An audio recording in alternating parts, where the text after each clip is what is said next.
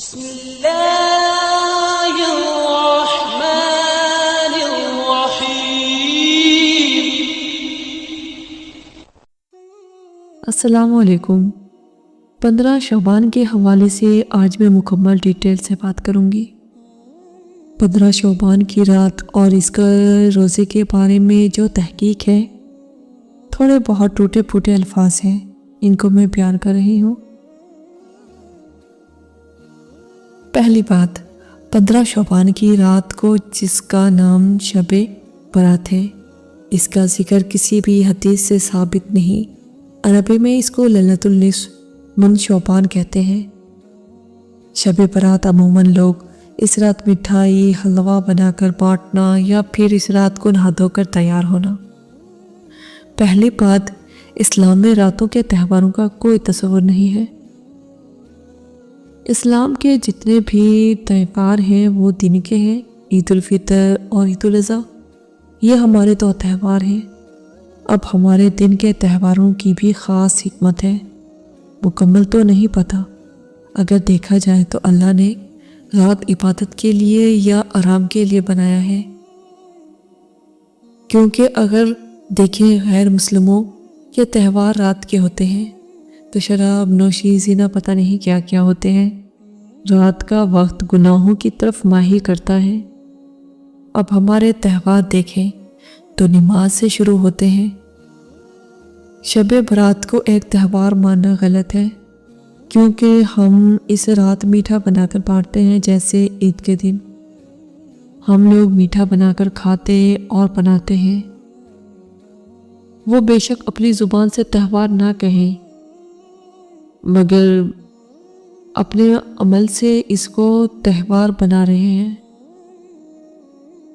جبکہ اسلام میں اس کی ایک بھی روایت نہیں۔ ہاں، ہو سکتا ہے کوئی من گھڑت حدیث بنا کر بیان کرتے، مگر حقیقت کوئی بھی نہیں۔ یہ ایک بدعت اور اس کو ختم کریں۔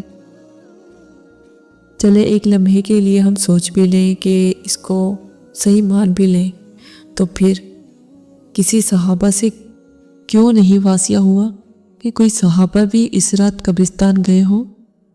یہ پھر کیسی سنت ہوئی جو کسی صحابہ نے نہیں اپنایا؟ اب یہ تو نہیں ہو سکتا کہ خیر کا کام ہم کریں اور ہم سے پہلے صحابہ نے نہ کیا ہو۔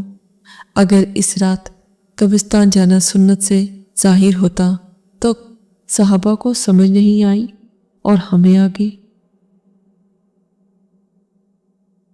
اور جب وہ میرے پاس حوض کوثر پینے آئیں گے تو فرشتے ان کو بھگا دیں گے، تو حضرت محمد صلی اللہ علیہ وآلہ وسلم فرمائیں گے یہ تو میری امتی ہیں، تو فرشتے کہیں گے یہ وہ لوگ ہیں جنہوں نے آپ کی رخصت کے بعد دین میں اور چیزیں ایجاد کر لی تھی۔ اللہ اکبر، تو بہتر ہے اس رات قبرستان جانا چھوڑ دے، یہ نہ ہو ہم لوگ شفاعت سے محروم ہو جائیں۔ اگلا پوائنٹ کیا ہے؟ قرآن اس رات نازل ہوا۔ کیا تقدیر کے فیصلے اس رات ہوتے ہیں؟ اللہ نے قرآن مجید میں واضح فرمایا سورہ دخان میں کہ ہم نے اس قرآن کو روشن رات میں نازل کیا۔ دوسرا سورۃ القدر میں، اور ہم نے اس قرآن کو لیلۃ القدر میں نازل کیا۔ اور اللہ بیان کر رہا ہے قرآن کے نازل ہونے والی رات اور تقدیروں کے فیصلے کرنے والی ایک ہی رات ہے، تو بہتر ہے کہ اس رات کو لیلۃ القدر کے مقابلے پر کھڑا کرنا سراسر غلط ہے۔ رات سب کی بخشش ہو جاتی ہے سوائے جو کسی بارے میں کناہ رکھتا ہے۔ تمام محدثین کا کہنا ہے اس کی فضیلت میں کوئی بھی صحیح حدیث نہیں ہے۔ اب ہم اس کی مثال یوں لے لیتے ہیں، اگر اللہ نے کچھ خاص چیز کی طرف اشارہ کیا بھی ہے تو وہ خاص وقت واضح نہیں کیا۔ مثال کے طور پر جمعے کی کچھ گھڑیاں ایسی ہیں جس وقت دعا قبول ہوتی ہے، وہ گھڑی وہ وقت کلیئر نہیں بتایا کہ وہ عصر کے بعد کا وقت ہے یا پھر 2 خطبوں کے درمیان کا۔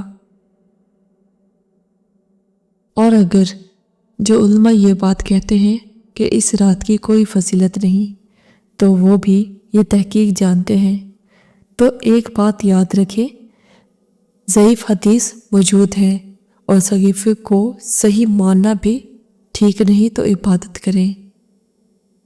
جمہوریہ کو فالو کر رہے ہیں تو خاص عبادت کرنا کہ فلاں رکعت میں یہ پڑھیں، مساجد میں اکٹھے ہو کر جانا یہ صحیح نہیں۔ ہاں، نمازیں پڑھیں ویسے جیسے ہم عام روٹین میں پڑھتے ہیں۔